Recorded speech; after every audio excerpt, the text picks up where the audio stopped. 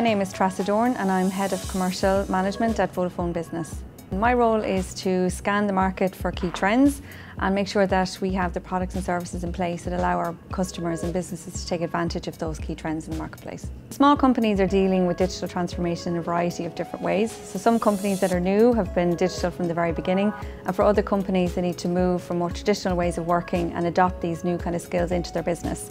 One of these key trends that we've identified around digital skills is flexible working. So in research that we recently conducted, we found there's a huge appetite amongst employees to want to have flexible working arrangements. So companies need to adopt technology that will allow their employees to take advantage of this trend and to actually work remotely. So as part of our research that we did last year, there was a number of key challenges that arose with regards to smart working. These were mainly in the areas of culture, trust, and basically just a fear of the unknown.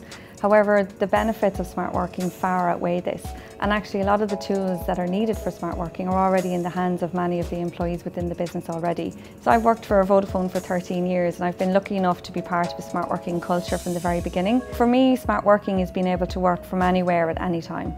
For small businesses that want to adopt a smart working culture into their business, it's important that they recognise that technology is going to be a key enabler for them, and actually connectivity is the vital component. At the Vodafone Business Workshop, businesses will be able to network with like-minded companies. They'll be able to hear from a variety of different speakers about the insights that we have in the research.